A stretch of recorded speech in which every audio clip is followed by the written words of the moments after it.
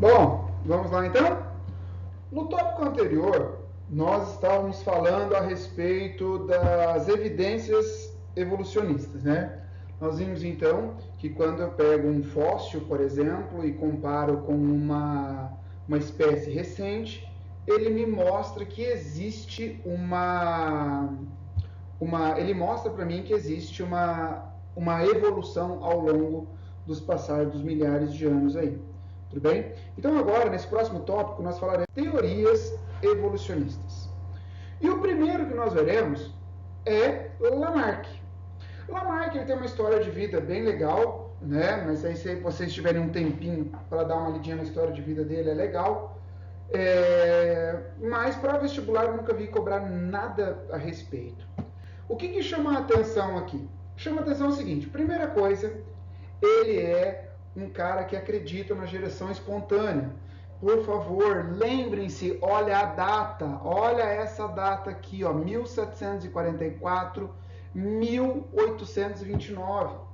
Né? O trabalho de Pasteur foi só mostrado em 1860. Foi só nesse período aí, se você pegar com os períodos você está estudando sobre a origem da vida, ainda está naquela briguinha ali de biogênese e abiogênese, e ele, nesse momento, ele acredita na abiogênese de seres mais simples, beleza? De seres mais simples. Então, nós temos aqui o seguinte, tá? Lamarck, então, ele é um adepto da geração espontânea. Uma coisa importante, tá? É que ele foi o primeiro a propor uma explicação para a evolução. Porque uma coisa é você falar que a evolução acontece, a outra coisa é você falar como ela acontece. Entende? Outra coisa também, ele foi o primeiro a falar em adaptação. Ele também foi o primeiro, aí não é o primeiro, mas ele foi um dos primeiros a usar o termo biologia, lá por volta de 1800. Né? Então, ele foi o primeiro a propor uma explicação. E nessa explicação, ele propõe que as espécies elas surgem a partir de outras espécies primitivas e elas vão sendo organizadas, por exemplo, elas surgem um organismo simples, ele dá origem a um indivíduo mais complexo. Não é? Inclusive, por exemplo, essa classificação que a gente tem na zoologia hoje, não é? Nessa organização porífero, cnidários, plateumintes, dos mais simples para os mais organizados, claro que eu creio que não foi todos eles, não é? Mas ele que começou esse tipo de explicação. Beleza? Bom, ainda uma coisa que seria importante a gente falar é que aí você tem que pensar para o vestibular. Porque a comparação vai ser Lamarck e Darwin, que nós vamos falar daqui a pouquinho. Sempre vai ser em relação ao ambiente. Para Lamarck, o ambiente ele é uma situação, ele é um fator perturbador. Beleza? Por quê? Ele vai forçar um organismo a se adaptar àquela condição ambiental. Então, para Lamarck, o ambiente é um agente perturbador, tudo bem? E nessa condição, então, ele vai falar a respeito do organismo se moldando ao ambiente. E todas as suas ideias, ele propôs, em relação à evolução, ele propôs no livro Filosofia Zoológica, em 1809, que, por incrível que pareça, é o mesmo ano que Darwin nasceu. Beleza? Então, daqui, o que tem que ficar claro? Que, para Lamarck, o ambiente é um agente perturbador. Inclusive, até por isso que você vai ver o seguinte, nessa história do agente ser perturbador, a evolução é de acordo com duas leis. A primeira lei é a lei do uso e desuso, a lei do uso e desuso. Nessa lei, uma parte do organismo ele vai se desenvolver pelo uso. E aquela parte que não usa, ela atrofia. Então, segundo ele, tá? O ambiente força o organismo que pelo uso a parte que ele mais usar do organismo, ela vai se desenvolver, e a parte que ele não utilizar, ela vai sofrer uma atrofia. Beleza?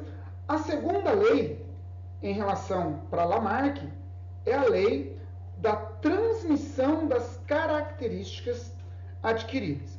Então, aqui seria o seguinte, em relação à evolução das girafas, ele usou as girafas para poder explicar esse modelo. Tudo bem? Então é o seguinte, vamos lá. Aqui eu tenho girafas de pescoço curto, tá? Como elas, segundo a visão dele, elas buscavam pegar partes mais jovens dos arbustos, das plantas para se alimentar, ela ia forçando o pescoço. Essa característica, ela ia ser adquirida, então, olha só, aí essa característica de pescoço longo, ela é adquirida pelo uso, tudo bem? E então eu tenho girafas de pescoços compridos, tudo bem? Então presta atenção em uma coisa, meus amores, ó, presta atenção numa coisa. As girafas de pescoço curto, segundo Lamarck, pelo uso, elas se tornaram girafas com pescoços compridos. Beleza? Então, ela utilizou essa parte do organismo e, então, ela tô arrumando a luz aqui, ela se tornou com pescoço longo. Tudo bem? E agora, essa característica adquirida pelo uso ou desuso, ela é transmitida aos seus descendentes, que vem então a segunda lei. Então a primeira lei é a lei do uso e desuso, e aqui a lei da transmissão das características adquiridas.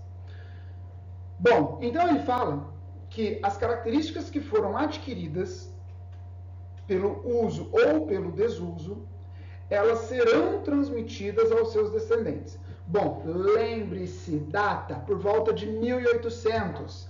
A genética é muito rudimentar, não se sabe da existência de cromossomos, não se sabe da existência de meiose, não se sabe da existência de nada disso. Então, qual foi a forma que ele achou para explicar essa situação? Esse esquema aqui, lindinhos do tio William Lopes, o calvo. Olha só, aqui então, as pangenes, é assim, o órgão que se desenvolveu, por exemplo, aqui, o pescoço se desenvolveu, correto? Esse pescoço, então, ele gera as pangenes. Essas pangenes é como se fossem substâncias que são produzidas por cada parte do órgão. E essa substância que foi produzida, essa pangene, ela vai ser direcionada para o aparelho reprodutor e assim consegue ser transmitida aos seus descendentes. Porém, essa ideia já não é muito aceita, mesmo naquela época. Mas foi assim que ele tentou explicar a transmissão das características adquiridas. Perfeito? Por que que ele não conseguiu impor, assim, de uma forma mais enfática, as suas ideias sobre evolução? Ponto 1. Vocês sabem que nessa época a religião, a igreja também, ela batia muito no fixismo. E alguém que vai falar que não era a respeito do fixismo ia ser, claro, ia ser rejeitado. Tá? Mas o que chama a atenção é que ele não conseguiu explicar a transmissão das características adquiridas. Sabe por quê? Porque uso e desuso, por exemplo, se aplica para músculo. Então, por exemplo, se esse cara fortão aqui, o Arnold fortão, ele vai ter um filho, o filho dele já vai nascer fortão assim? Não, não vai, né? Então, isso vale só para músculo. Nós sabemos, hoje, nós sabemos que as características para serem transmitidas, elas devem estar contidas nos genes, nos cromossomos. Porém, nessa época, ainda não se sabia disso. Beleza? Então, essa foi a ideia de Lamarck. Vem comigo, então, para a gente entender os principais pontos do lamarckismo. Anota no seu caderno se você estiver assistindo essa aula. Tá? Principal ponto. Ponto 1. O ambiente é um agente perturbador. Então, ele vai forçar o organismo a se adaptar. 2. São as suas leis. Uso e desuso e lei da transmissão das características adquiridas. E 3. Por que ele não conseguiu? Porque ele não conseguiu explicar a transmissão das características. Perfeito? Então, vamos agora para Darwin. Beleza? Olha, lá eu não falei sobre a vida de Lamarck, mas aqui eu tenho que contar um pouquinho do contexto, para vocês entenderem mais ou menos como é que funciona aqui, tá? Então, ao contrário de Lamarck, que era muito pobre, pelo menos era de família pobre, né? Darwin era de família muito rica, seus pais eram muito ricos. E ele tinha irmãos, e o irmão mais velho dele, Erasmus Darwin, e Darwin eram muito ligados. E eles tinham uma idade meio próxima. Então o pai deles, que era médico, enviou os dois para estudar em Edimburgo, na Escócia. Beleza? Lá eles foram estudar medicina, porque o pai de Darwin era médico. Porém, para Darwin, estudar a medicina era um terror. Ele não queria ser médico. Tá? Inclusive, ele não queria ser médico. Deixa eu pegar um livro aqui. Tá? Tá escrito nesse livro aqui, ó. Tudo bem? Esse livro é maravilhoso. É de um autor chamado Carl Zimmer, tá? Chama-se O Livro de Ouro da Evolução. Adoro esse livro. Tudo bem? Então, nesse livro, ele menciona que Darwin não queria ser médico. Ele não queria. Mas o irmão dele se dava bem na medicina. Só que qual que era o problema de Darwin? Darwin, ele não queria ser médico, mas ele tinha medo de desapontar o pai dele. Ele tinha medo de falar para o pai dele que ele não queria ser médico. Né? Para Darwin, as aulas de anatomia eram monótonas, beleza? E ele achavam as cirurgias aterrorizantes. As cirurgias na época, gente, era sem anestesia, era praticamente amputação, né? E é uma amputação sem anestesia deve ser horrível, realmente, de se ver mesmo.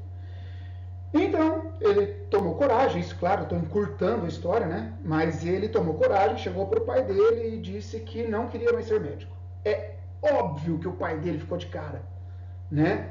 Então, ele pegou e fez o seguinte, falou, pai, para mim não vai rolar ser médico, não estou afim. E o pai dele já ficou preocupado, falou, tudo bem, você não quer ser médico? Ótimo. Então, vamos voltar, não é? E vamos fazer o seguinte, vamos voltar para casa. E chegando então em casa, ele falou, então vamos escolher uma profissão que seja de respeito. E na época a profissão de respeito era ser do clero. Perfeito? Apesar de Darwin não gostar muito, não ser muito religioso, mas ele foi estudar para ser do clero, assim como está escrito no livro. Só que chegando lá, para você ter uma ideia, olha só o que o livro coloca. Olha só. Chegando lá, ele ainda fala assim, lá Darwin não se revelou um estudante apurado. Passava mais tempo coletando tesouros do que estudando a Bíblia. Beleza? Então, tá no livro. Então, o que acontece? Ele não gostava muito, conseguiu amizade com o pessoal das ciências naturais. Ele queria saber de viajar, de conhecer o mundo. Foi aí, então, que ele foi convidado para fazer uma viagem a bordo do navio Beagle. Beleza? A bordo do navio Beagle. Que ia durar em torno de 5 anos. Tudo bem? Darwin, então, ele entra nessa viagem, que vai ser ao redor do mundo. Ele passa aqui por Cabo Verde, vem para a Bahia, vem para o Rio de Janeiro, beleza? Mas o que vai me chamar a atenção é quando ele passa na Argentina. Na Argentina, ele começa a descrever alguns fósseis de preguiças e tatus gigantes. William, mas gigante o quanto? Cara, essa preguiça aqui, olha só, quanto que ela tem de comprimento? Ela tem 6 metros de comprimento. Beleza? E pode ter até 4 metros de altura. A preguiça hoje eu acho que ela deve ter o quê? As preguiças atuais devem ter 1 metro, mais ou menos, de comprimento, mais ou menos isso, né? E 80 centímetros. E agora, o tatu, olha só, 3 metros de comprimento, mais ou menos. Perfeito? E aqui ele começa a perceber, fala, poxa, animais muito parecidos com os atuais, porém são de tamanhos grandes, não é? Então ele já vai coletando esses materiais, esses ossos, não é? esses fósseis, e vai juntando as suas ideias a respeito sobre o que estava acontecendo na descrição dos seres vivos. O que chamou mesmo a atenção dele foi Galápagos, que é um arquipélago que está a mais ou menos 1.000 quilômetros da costa da América do Sul. E lá ele observou tartarugas, pássaros, plantas, né? E o que chamou muita atenção foram os pássaros e os jabutis. Em cada uma das ilhas ele começou a perceber que os jabutis, por exemplo, eles tinham diferenças em relação a essa abertura aqui, olha. Em ilhas que tinham os alimentos mais baixos, árvores mais baixas, né, vegetação mais baixa, ela tinha essa condição aqui.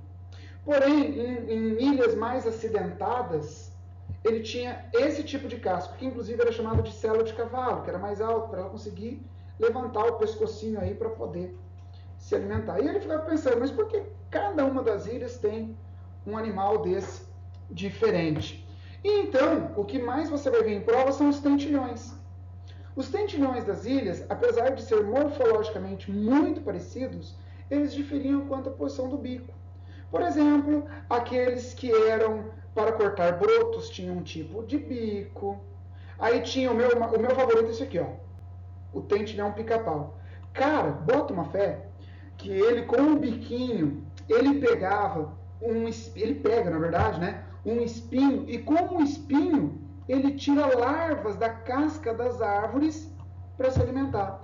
Aí tem aqueles que têm o bico mais para cortar tecidos mais lenhosos, tem outros que têm bico adaptado ao corte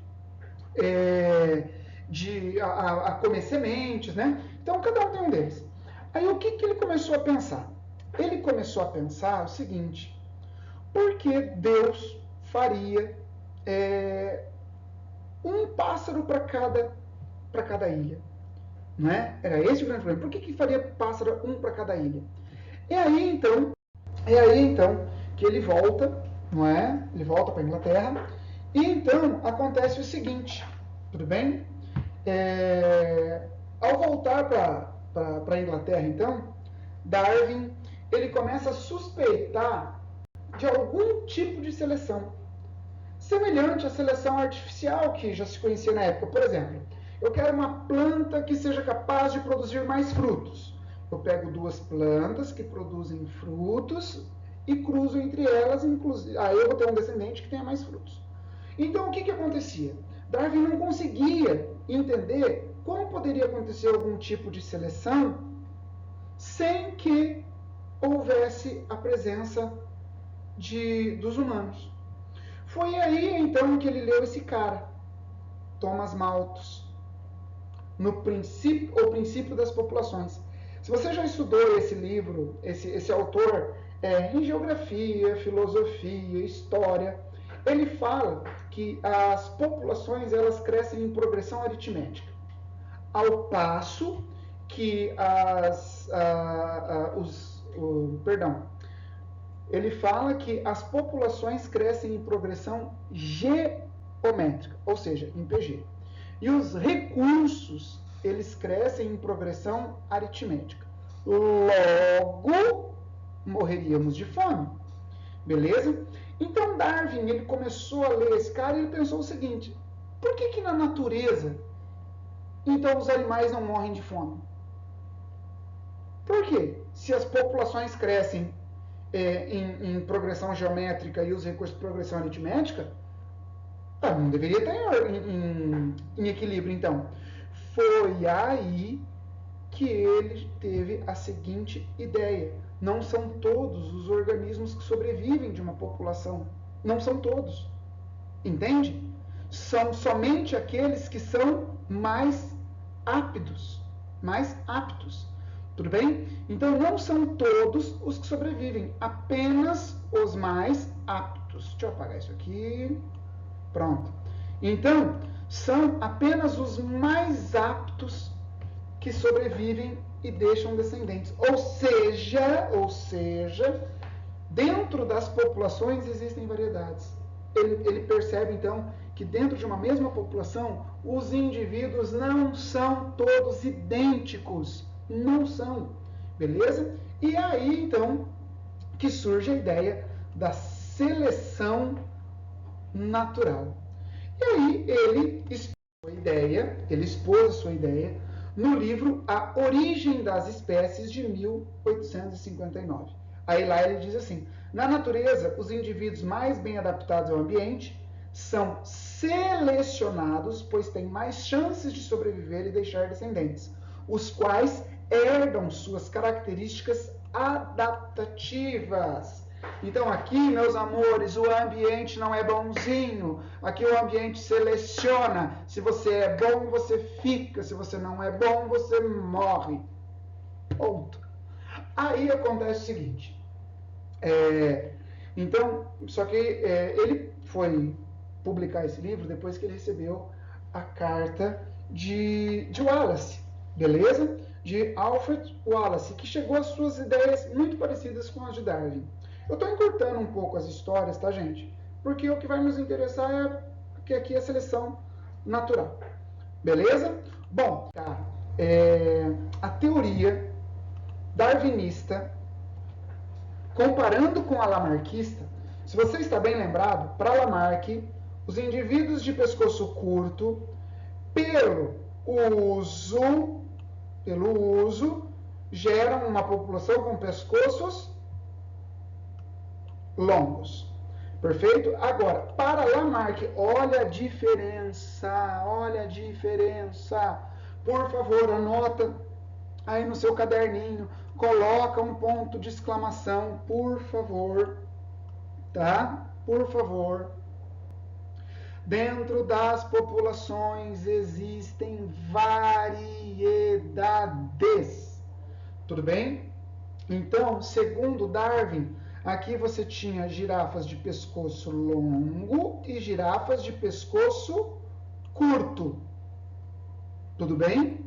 A de pescoço longo se alimentava, beleza? E a de pescoço curto morria. Essas duas, elas se reproduziam e passavam aos seus descendentes a sua característica relacionada ao pescoço comprido. Perfeito? Hoje a gente sabe que não é por causa bem da alimentação, não. Tá? Os fatores de seleção natural é porque, por exemplo, os machos brigam com as fêmeas e eles brigam a pescoçadas. E aquele que tem o pescoço mais forte, ele acaba vencendo e se reproduzindo com as fêmeas. Outro fator, quem tem o pescoço maior também consegue olhar os predadores a uma distância maior. Por isso que eles sobreviviam. Uma coisa que é importante ver aqui, por favor, quando se falar de antibiótico, a bactéria não se tornou resistente ao antibiótico. Na população de bactérias existiam alguns indivíduos resistentes e esses, através do uso ou de um antibiótico ineficiente ou de um antibiótico usado de forma incorreta, ele acabou selecionando cepas de bactérias resistentes. Então a bactéria não se tornou, a bactéria ela já existia dentro da população. Beleza? Darwin, por que as suas ideias não foram aceitas? Porque as suas ideias, elas, digamos assim, que ele não conseguiu explicar como surgiam as variações. dentro das populações. Lembrem-se, não sabia de mutação, não sabia de recombinação, não sabia de meiose. Se falar mutação para Darwin está errado, ele não sabe da existência de mutação, beleza? Então, ele não conseguiu explicar como surgiam essas características e essa transmissão ao longo das gerações. Beleza? Tranquilo? Então tá bom, meus queridos. O conhecimento da genética era rudimentar, como eu disse, apesar do trabalho de Mendel foi publicado em 1865 e a última publicação do livro de Darwin foi em 1868. Beleza? Então é o seguinte, importante. A seleção natural é um processo evolutivo. Então ela não tem uma finalidade, uma intenção, ela simplesmente acontece. Tudo bem? Se um organismo é apto agora, depois ele pode ser inapto. Beleza? Se mudar o ambiente. Isso aqui é o que mais cai em prova vestibular, tá? Aleatório é mutação. Nesse caso, ela não é um evento aleatório. Então, são selecionados aqueles que têm mais chances. Agora presta atenção. Lamarck, ele tem um ambiente como um agente perturbador. Darwin, um agente selecionador. Tudo bem? Então, assim, nós fechamos essa parte de Lamarck e Darwin. E na próxima aula nós vamos ver a respeito do neodarwinismo. Beleza? Um abraço, meus lindinhos. Até mais. Beijocas.